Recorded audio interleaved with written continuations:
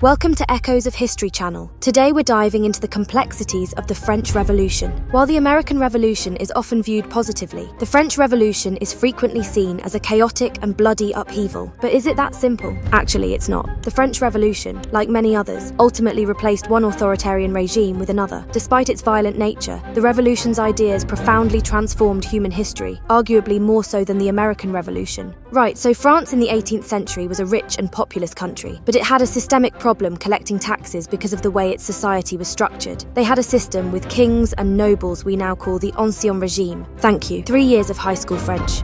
And for most French people, it sucked, because the people with the money, the nobles and the clergy, never paid taxes. So by 1789, France was deeply in debt thanks to their funding the American Revolution. Thank you, France. We will get you back in World Wars I and II. And King Louis XVI was spending half of his national budget to service the federal debt. Louis tried to reform this system under various finance ministers. He even called for democracy on a local level, but all attempts to fix it failed. And soon France basically declared bankruptcy. This nicely coincided with hailstorms that ruined a year's harvest, thereby raising food prices and causing widespread hunger, which really made the people of France angry because they love to eat. Meanwhile, the king certainly did not look broke, as evidenced by his well-fed physique and fancy footwear. He and his wife, Marie Antoinette, also got to live in the very nice palace at Versailles, thanks to God's mandate. But Enlightenment thinkers like Kant were challenging the whole idea of religion, writing things like, "The main point of enlightenment is of man's release from his self-caused immaturity, primarily in matters of religion." So basically, the peasants were hungry, the intellectuals were beginning to wonder whether God could or should save the king, and the nobility were dithering about, eating foie gras and songbirds, failing to make meaningful financial reform. In response to the crisis, Louis XVI called a meeting of the Estates General, the closest thing that France had to a national parliament, which hadn't met since 1614. The Estates General was like a super parliament, made up of representatives from the First Estate, the nobles, the Second Estate, the clergy, and the Third Estate, everyone else. The Third Estate showed up with about 600 representatives. The First and Second Estates both had about 300. And after several votes, everything was deadlocked. Then the Third Estate was like, you know what? Forget you guys. We're gonna leave and we're gonna become our own National Assembly.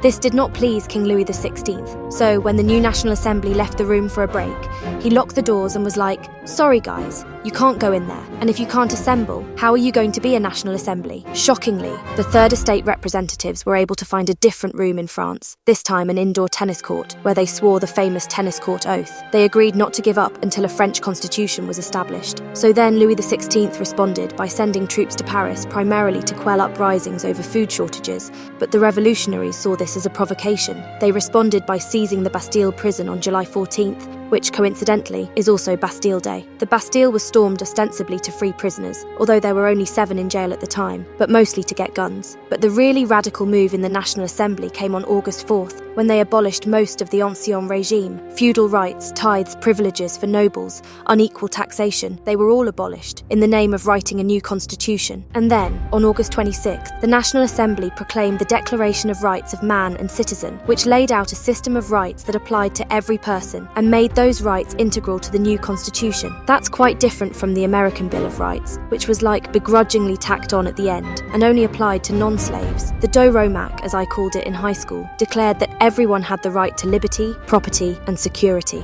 Rights that the French Revolution would do an exceptionally poor job of protecting. But as noted last week, the same can be argued for many other, supposedly more successful revolutions. Meanwhile, back at Versailles, Louis XVI was still King of France, and it was looking like France might be a constitutional monarchy, which might have meant that the royal family could hang on to their awesome house. But then, in October of 1789, a rumour started that Marie Antoinette was hoarding grain somewhere inside the palace, and in what became known as the Women's March, a bunch of armed peasant women stormed the palace and demanded that Louis and Marie Antoinette move from Versailles to Paris, which they did, because everyone is afraid of armed peasant women. And this is a nice reminder that to many people at the time, the French Revolution was not primarily about fancy Enlightenment ideas. It was mostly about lack of food and a political system that made economic contractions hardest on the poor. Now, a good argument can be made that this first phase of the revolution wasn't all that revolutionary. The National Assembly wanted to create a constitutional monarchy. They believed that the king was necessary for a functioning state, and they were mainly concerned that the voters and office holders be men of property. Only the most radical wing, the Jacobins, called for the creation of a republic. But things were about to get much more revolutionary, and also worse for France. First, the Jacobins had a huge petition drive that got a bit unruly, which led troops controlled not by the king, but by the National Assembly to fire on the crowd, killing 50 people. And that meant that the National Assembly, which had been the revolutionary voice of the people, had killed people in an attempt to rein in revolutionary fervour.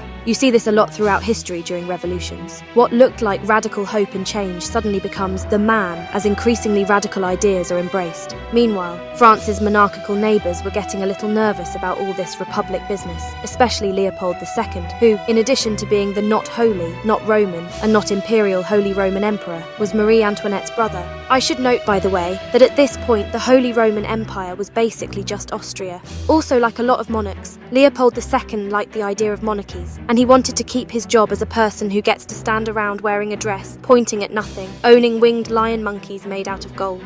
And who can blame him? So he and King William Frederick II of Prussia together issued the Declaration of Pillnitz, which promised to restore the French monarchy. At this point, Louis and the National Assembly developed a plan: let's invade Austria. The idea was to plunder Austria's wealth and maybe steal some Austrian grain to shore up French food supplies, and also, spread revolutionary zeal. But what actually happened is that Prussia joined Austria in fighting the French, and then Louis encouraged the Prussians, which made him look like an enemy of the revolution, which of course he was. And as a result, the Assembly voted to suspend the monarchy and have new elections, in which everyone could vote, as long as they were men, and create a new republican constitution. Soon, this convention decided to have a trial for Louis XVI, who was found guilty, and by one vote, sentenced to die via guillotine, which made it difficult for Austria and Prussia to restore him to the throne. Dear guillotine, I can think of no better example of Enlightenment thinking run amok. Dr. Joseph Guillotine, the inventor of the guillotine, envisioned it as an egalitarian way of dying. They said the guillotine was humane, and it also made no distinction between rich or poor, noble or peasant. It killed equally. You were also celebrated for taking the torture out of execution, but I will remind you, you did not take the dying out of execution.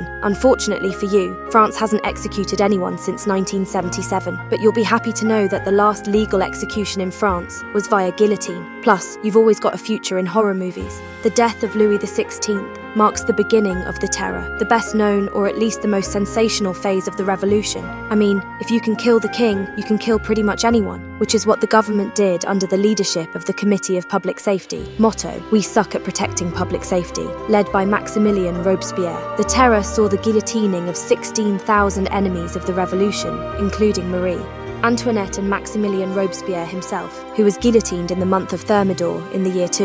Alright, so while France was broke and fighting in like 9 wars, the Committee of Public Safety changed the measurements of time, because, the traditional measurements are so irrational and religion-y. So they renamed all the months and decided that every day would have 10 hours and each hour 100 minutes. And then after the Terror, the revolution pulled back a bit and another new constitution was put into place, this one giving a lot more power to wealthy people. At this point, France was still at war with Austria and Britain, wars that France ended up winning, largely thanks to a little corporal named Napoleon Bonaparte. The war was a backdrop to a bunch of coups and counter-coups that I won't get into right now because they were very complicated. But the last coup that we'll talk about, in 1799, established Napoleon Bonaparte as the first consul of France, and it granted him almost unlimited executive power under yet another constitution. And when he was declared first consul of France, Napoleon proclaimed, "Citizens, the revolution is established on the principles with which it began. It is over." By which he presumably meant that France's government had gone all the way from here to here to here.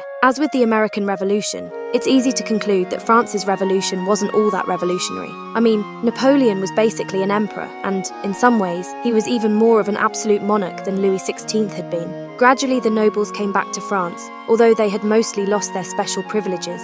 The Catholic Church returned too, although much weaker because it had lost land and the ability to collect tithes. And when Napoleon himself fell, France restored the monarchy, and except for a 4-year period between 1815 and 1870, France had a king who was either a Bourbon or a Bonaparte. Now these were no longer absolute monarchs who claimed that their right to rule came from God. They were constitutional monarchs of the kind that the revolutionaries of 1789 had originally envisioned. But the fact remains that France had a king again. and a nobility, and an established religion, and it was definitely not a democracy or a republic. And perhaps this is why the French Revolution is so controversial and open to interpretation.